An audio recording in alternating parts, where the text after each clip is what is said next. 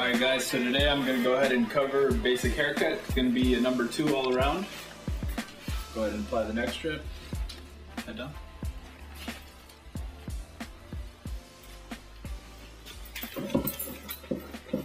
And this video is going to be a 3-part segment. First one's going to cover number 2 all around.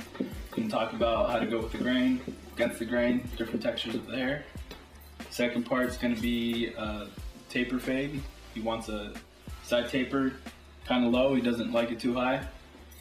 The back's going to be a skin taper, medium, not too high either. All right. So the first thing I'm going to want to do, I'll go ahead and apply hair tonic. And the reason I use this is so it moisturizes the scalp. And if the hair's too oily, it has a base, the alcohol base. So it'll go ahead and dry most of that oil out. Leave the hair nice and clean.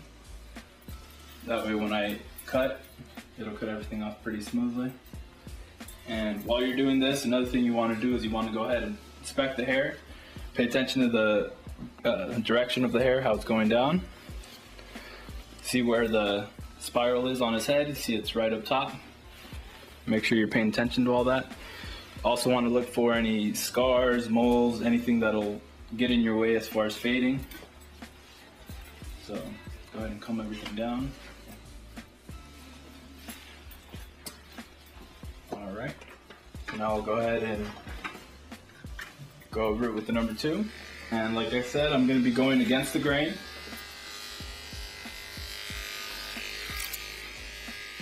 Doesn't really matter where you start. You can start on the side, at the top, and you want to minimize the amount of strokes you're going through the hair. Minimize the amount of strokes that are going through the hair, the faster the cut's going to be. You want to make sure you comb everything out.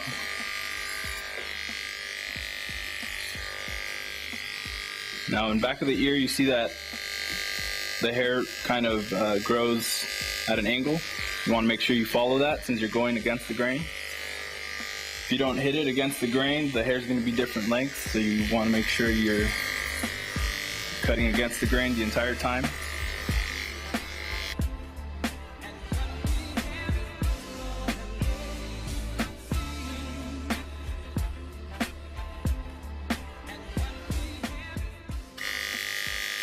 You can see at the top, this is where the spiral is at. You want to make sure you go against the grain, follow the direction of the spiral. That way you can get all that hair out of the way, or else you'll have a couple strands of hair sticking out at the top.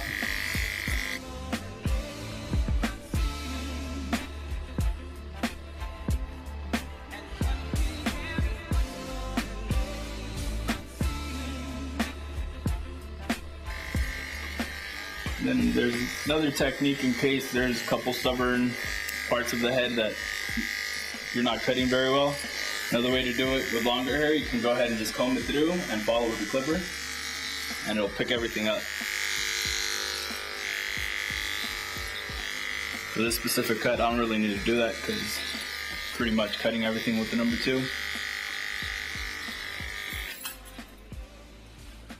Alright, so I've pretty much covered the sides, a little bit of the top, so then I'll go ahead and continue and remove the rest of the top.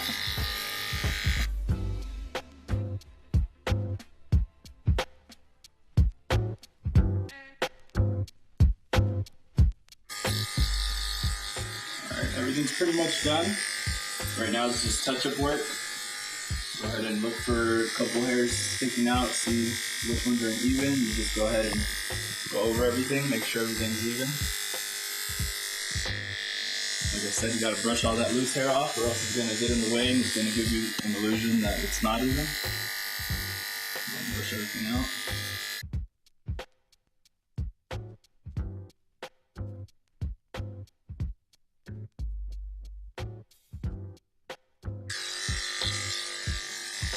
Alright, so that pretty much finishes up the number 2 all over. Now I'll go ahead and move into the taper segment of it.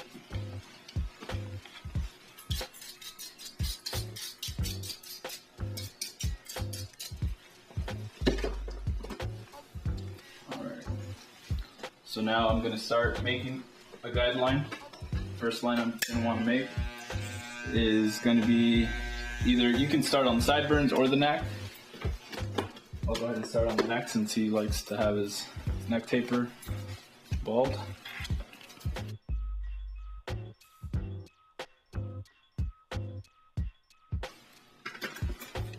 Alright, so I'll go ahead and start making the first line. You don't want to take it too high. With the bald line, you don't want to take it past the earlobe, so you make sure that you stay under that. I mean, if you want to take it higher later on, you can go ahead and push it up later.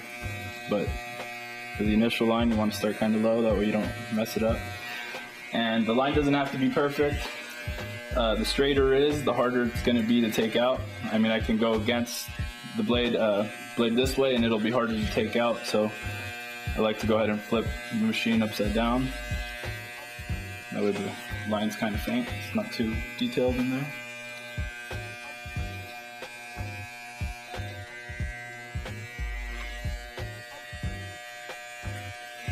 Alright, now I'll move into the second line.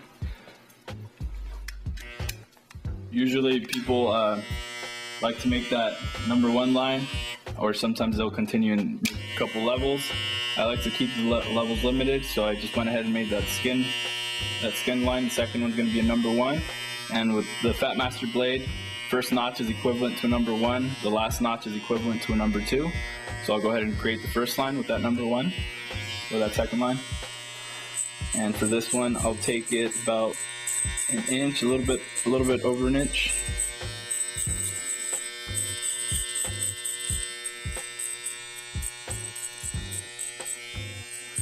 And for this part as well, you got to follow against the grain, because if you don't cut against it, you'll have a couple sections in the head that are longer than other parts. Make sure everything looks even.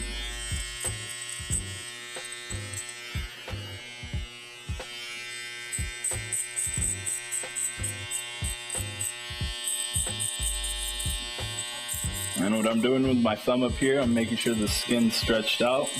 Makes it a little bit easier to cut. Pulling on the skin.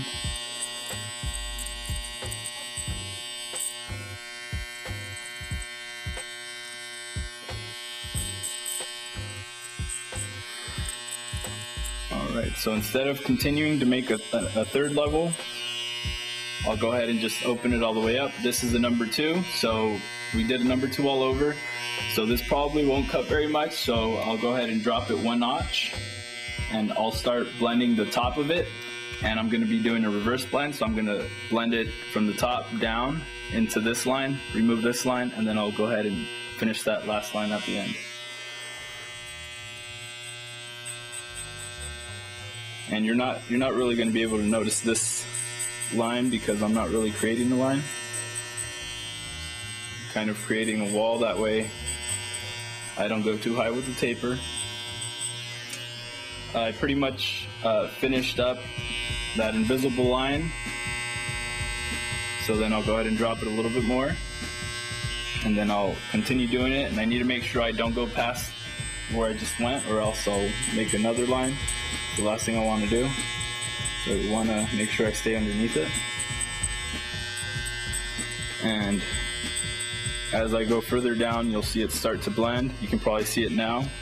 That bottom line's starting to fade out.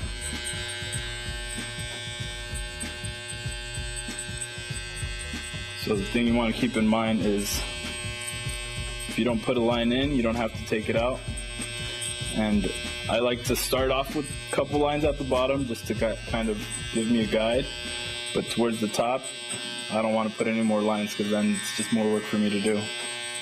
And I'll go ahead and drop it down a little bit more. We're getting closer to that one, so remember that line right over here, made that with the one, so I'll go ahead and open it just a little bit. Go ahead and start blending that in. And as I'm blending, I'm cutting and pulling out. If I go straight in without pulling out at the end, it'll just push that line further up. It's not what I want to do.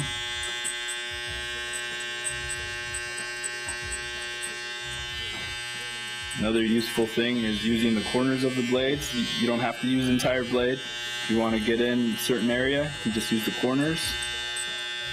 Makes it a little bit easier to remove the line.